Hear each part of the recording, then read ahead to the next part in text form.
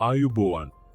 ලෝක විනාශය ගැන විවිධ අය විවිධ පුරෝකථන ඉදිරිපත් කරනවා. අනාවැකි පවසනවා. ඉතිහාසය පුරාම විවිධ කාලයන් හිදී ලෝක විනාශය සිදුවේ යැයි මිනිස් වර්ගයා බලාපොරොත්තු වූ අවස්ථා හමුවෙනවා. මේවා සමහරක් කිසිදු විද්‍යාත්මක පදනමක් නැති දේවන අතර සමහරක් ඒවා විද්‍යාත්මකව සලකන කල්හි සැබවින්ම සිදුවිය හැකි දේවල්.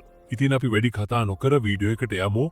වීඩියෝ එකට යන්න කලින් මතක් කරනවා ඔයාලා තාමත් අපිව සබ්ස්ක්‍රයිබ් කරලා නැත්නම් දැන්ම සබ්ස්ක්‍රයිබ් කර අපිත් සමග එකතු වෙන්න.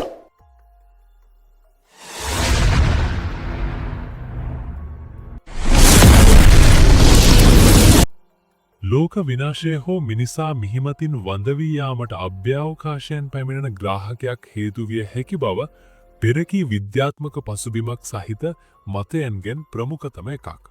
පෘථිවිය සම්භව වූ කාලය පටන් විවිධ ග්‍රාහක පෘථිවිය මත ගැටී තිබෙන බවට වර්තමානය වන විට විද්‍යාත්මකව ඔප්පු වී තිබෙනවා.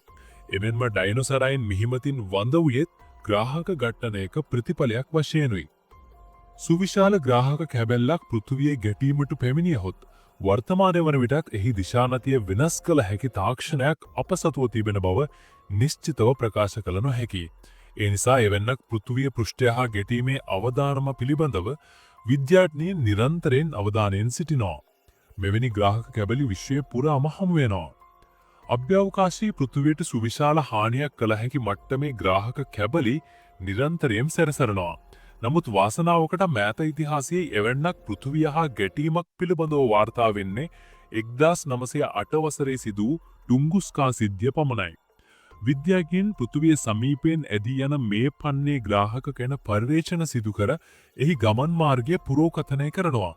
බොහෝ විට ඒවා හානිදායක නොවන කුලකයට වැටීම සිදු වුවත් 21 වන සියවසේ මුල් භාගයේ හඳුනාගත් ග්‍රාහකයක් විද්‍යාඥයින්ගේ පමණක් නොවේ ලෝකයේ සමස්ත ජනතාවගේම ඉහමොල රත් කිරීමට සමත් වුණා.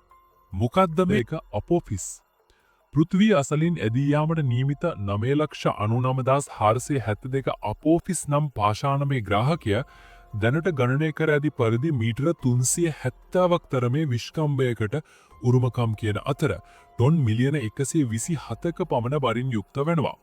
මේ ක්‍රිස්තුවර්ෂ 2029 හා 2036 යන වසරවල පෘථිවියට ඉතා ආසන්නයෙන් ඇදී යන අතර එය යම් හේකින් පෘථිවිය ගැටුණොත් ජනනය වන ශක්තිය TNT පුපුරන ද්‍රව්‍ය ටොන් මිලියන 880ක් පුපුරවා හැරීමට සමාන බව හඳුනාගෙන තිබෙනවා. මේ දල වශයෙන් හිරෝෂිමාවට පතිත කළ පරමාණු බෝම්බය මන් පරබල 65,000 ගුණයක් තරම් ප්‍රබලය අතර සැතපුමකට වඩා පළලින් යුතු හා මීටර 518කට ගැඹුරින් යුතු ආවාටයක් මිහිමත නිර්මාණය වනු ඇති. මෙන් මනුෂ්‍ය ප්‍රජාවේ පැවැත්මට ඇතිවන බලපෑම මෙත කියයි කිව නොහැකි. ක්‍රිස්තුවර්ෂ 2004 මස ජුනි මස 19 වනදා විද්‍යාඥයින් පිරිසක් විසින් පෘථිවිය අසලින් ඇදී යාමට නියමිත ප්‍රමාණයෙන් මදක් විශාල ග්‍රාහකයක් හඳුනා ගන්නවා. එය 2004 MN4 ලෙස නම් කෙරුණු. එය 2004 වසරේ දෙසැම්බර් මස 21 වනදා පෘථිවියට කිලෝමීටර 1,44,100ක් හෝ අභ්‍යවකාශ ඒකක 0.6ක් පමණ දුරකින් ඇදී යනවා. එය නැවත නැවතත් පෘථිවිය අසලින් ඇදී යාමට හැකිව වටහාගත් අවුන් මේ ග්‍රාහකයේ 99,99,472 අපෝෆිස් යනුවෙන් නම් කර එහි ගමන් මාර්ගය පිළිබඳ වැඩිදුර පර්යේෂණ හා ගණනය කිරීම සිදු කරන්න පටන් ගන්නවා. අනතුරක සේයාවක්. සූර්යයා වටා යාමට දින 324ක් යන නම් අපෝෆිස් ග්‍රාහකය එළබෙන සියවසර පමණක් පෘථිවිය අසලින් කිහිත වතාවක්ම ගමන් කිරීමට නියමිතයි. මූලික ගණනය කිරීම්වලදී ඊය 2029 වසරේ අප්‍රේල් මස 13 වන සිකුරාදා පෘථිවියට සැතපුම් 18,600ක් තරම දුරකින් ගමන් කිරීමට නියමිත බව හෙළවී වුණා. අභ්‍යවකාශයේ යම් වස්තුන් දෙකක් අතර දුර සැලකීමේදී ඒ ඉතා කුඩා දුරක් හැටියට සැලකෙන අතර පෘථිවිය චන්ද්‍රයත් අතරත් සැතැපුම් 2,30,900ක් දුරක් තිබෙනවා. මේ හඳුනාගත් මූල්ම කාලයේදී 2029 වසරේදී ඒ පෘථිවියේ ගැටීමට 2.7ක ඉඩක් තිබෙන බව ප්‍රකාශ වුණා. ඒ ග්‍රාහකයක් පෘථිවිය සමග ඝට්ටනයක් ඇති වී විනාශයක් සිදුවීමේ අවදානව පෙන්වන ටොරිනෝ පරිමාණයේ එතෙක් මෙතෙක් වාර්තා වූ ඉහළම මට්ටමේ වන 4 වන මට්ටමේ වර්ගීකරණය කරන්නට යෙදුණා. පසුකාලීනව සිදු කළ වැඩිදුර පරිවේෂණ මගින් සනාථ වුණේ එය 2029 වසරේදී පෘථිවියේ ගැටීමට ඇති ඉඩ ප්‍රස්තාවය කලින් සිතා සිටියට වඩා ඉතා අල්පයි බවයි.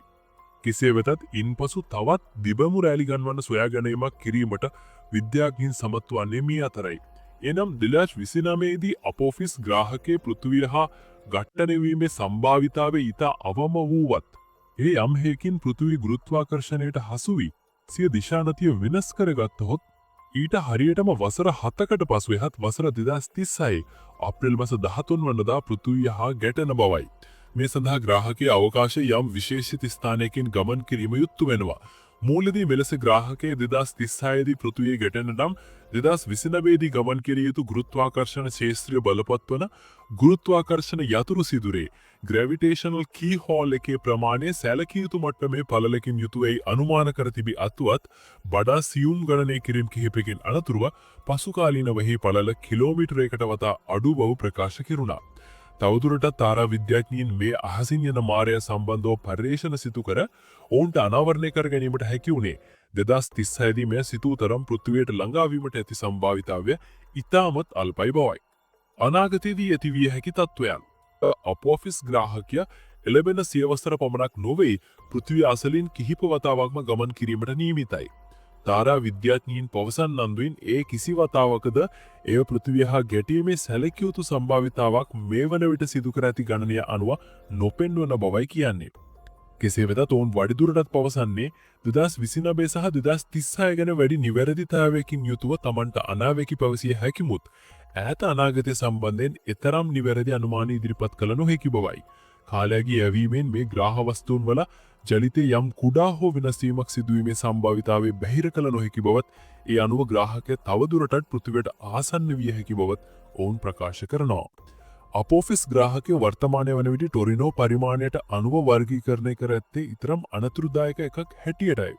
කෙසේ වෙතත් තව වරණ වසර ගණනාවකට පසු එහි තත්ත්වය කෙසේ වේදය වර්තමාන තාක්ෂණයට අනුව කිසිවකුට නිශ්චිතවම කිව්ව නොහැකියි. ඉතින් අද වීඩියෝ එක කොහොමද? වීඩියෝ එක හොඳ නම් වීඩියෝට ලයික් කර ඔබේ අදහස පහලින් කමෙන්ට් කරන්න. මේ වගේ දැනුම පිරුණු වීඩියෝ එකකින් හමු වෙනතුරු ඔබට සුබ දවසක්.